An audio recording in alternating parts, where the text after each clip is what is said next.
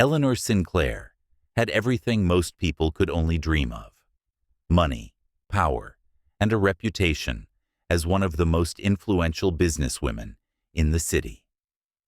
Her life seemed perfect on the outside. She lived in a lavish mansion, owned a fleet of luxury cars, and had a husband, Charles, who was admired by everyone. To the world, they were the perfect power couple. But behind closed doors, Eleanor's life wasn't as glamorous as it seemed. Lately, something felt off about Charles. He had become distant, his once affectionate gestures replaced by cold indifference. The way he watched her, when he thought she wasn't looking, it sent chills down her spine. She brushed off the uneasy feeling. After all, they had been married for 10 years. Maybe this was just a rough patch. She had no idea that today her life would change forever, and the only reason she would survive was because of a homeless boy. That morning, Eleanor stepped outside her mansion, her designer heels clicking against the pavement. Her chauffeur was off for the day, so she decided to drive herself, a rare thing for her. Her shiny black Bentley gleamed under the sunlight as she approached. As she reached for the car door, she suddenly heard footsteps. Then, a voice, panicked, desperate. "Stop!" She turned her head sharply and saw him, a young boy, maybe 13 or 14, running toward her. He looked disheveled, his clothes torn, his face smudged with dirt. Eleanor instinctively stepped back, clutching her purse. "Who are you?" she asked sharply. The boy was breathing heavily, his eyes wide with fear. "Please, ma'am, don't get in that car," he gasped. "Your husband, he cut the brakes." Eleanor's stomach dropped. Her heart began to race. Was this some kind of sick joke? Or had this boy just saved her life? Eleanor's breath hitched in her throat. The boy stood before her, his chest rising and falling with ragged breaths, his eyes full of desperation. The words he had just uttered, "Your husband cut the brakes," echoed in her mind, making her pulse pound in her ears. She blinked, trying to regain her composure. What did you just say?" The boy swallowed hard, glancing over his shoulder as if afraid someone was watching. "Please, ma'am, you can't drive that car." His voice was urgent, cracking with emotion. "Your husband did something to it. I saw him last night." Eleanor's hands gripped the car door, her mind racing. This had to be a prank. A homeless boy, someone she had never seen before, comes running toward her, shouting about brakes being cut. It didn't make sense. Her first instinct was to dismiss him, to assume he was looking for money or trying to scare her for attention. But then she noticed something. The boy's eyes. They weren't the eyes of a liar, of someone playing games. They were terrified. And that single detail sent a chill crawling down her spine. Eleanor inhaled deeply, trying to ground herself in logic. She had just seen Charles this morning before he left for work. He had kissed her on the cheek, just like always, and told her he'd see her later for dinner. He had seemed normal, hadn't he? Or was she just used to ignoring the cracks in their marriage? Lately, things had been off. Charles had been spending more time away from home, taking mysterious phone calls in the middle of the night, locking his office door when he never used to. There were whispers at social events, hushed conversations that stopped when Eleanor entered the room. And then there was the money. Over the last few months, large amounts of their joint finances had been withdrawn.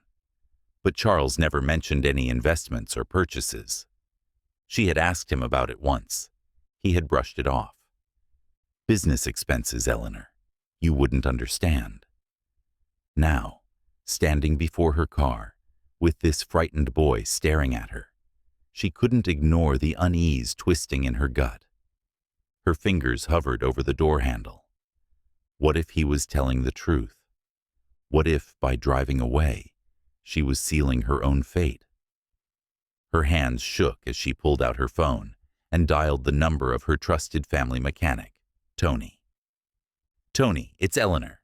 I need a favor," she said quickly. "Can you come to my house? Now." Tony had worked on their cars for years. If anyone could check the brakes, it was him. "Everything all right, ma'am?" Tony asked. Eleanor hesitated, her gaze flickering to the boy. He was still standing there, shifting nervously, as if waiting for her reaction. I just need you to check something for me," she murmured. 20 minutes later, Tony's pickup truck rolled up the driveway. He climbed out, wiping his hands on a rag, and gave Eleanor a questioning look. "All right, Mrs. Sinclair. What's going on?" Eleanor exhaled. "I need you to check the brakes." Tony frowned but nodded, grabbing his tools. He slid under the car. Silence filled the driveway. Seconds stretched into minutes. Eleanor crossed her arms, tapping her foot anxiously. Then, Tony cursed, loudly. He slid back out, his face pale, his expression tight. "Eleanor," he said, his voice shaking slightly. "Who the hell touched this car?" Eleanor's stomach dropped. "What? What do you mean?" Tony rubbed a hand down his face. "The brake line. It's been severed. Not worn out. Not damaged. Someone cut it. On purpose." A cold wave of pure horror washed over Eleanor. The boy had been telling the truth. If she had driven away, if she had made it onto the main road, she would have died. Her knees buckled slightly, but she steadied herself against the car. This wasn't just an accident. It was an attempt on her life. Eleanor snapped her head toward the boy. "How did you know?"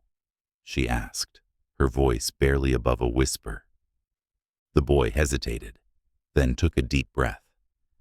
"I sleep behind the alley near your house," he admitted. "I don't usually stay long, but last night, I heard voices. I peeked over the fence." Eleanor's heart pounded. He swallowed. "I saw your husband with some guy. He was talking about money. And then, I saw him go to your car. I didn't know what he was doing at first, but when I got closer, I saw him. He was cutting something." Eleanor felt like the ground was slipping away from beneath her feet. Her own husband had tried to kill her. The reality of it settled in, heavy and suffocating. "Why would he do this?" she whispered. The boy looked at her, hesitant. I think it was about life insurance," he said quietly. Eleanor's blood ran cold. She had a massive policy, one that would pay Charles millions in the event of her sudden death. It all made sense now. The missing money, the coldness in his behavior, the late-night calls. He had been planning this for months, and she had almost fallen right into his trap. Eleanor didn't waste another second. She called the police. Within an hour, detectives were combing through the security footage at her estate. Clear as day, the cameras had captured Charles in the driveway, tampering with her car. It wasn't long before he was arrested. His business dealings exposed. His affair revealed. His attempt to murder her for money publicly humiliating. Eleanor filed for divorce immediately. But she didn't stop there. She made a decision that shocked everyone. She adopted the boy. The same homeless child who had saved her life, the one who had lost everything, now had a home. Because if there was one thing Eleanor knew for certain, it was this. Fate had sent him to her. And now, it was her turn to save him. Eleanor had almost ignored the warning. She had almost dismissed the boy as insignificant. And if she had, she wouldn't be here. Some people come into our lives for a reason. And sometimes, listening to a stranger's warning can mean the difference between life and death. If this story gave you chills, don't forget to like, share, and subscribe to Stories Unfolded. What would you have done in Eleanor's place? Let us know in the comments.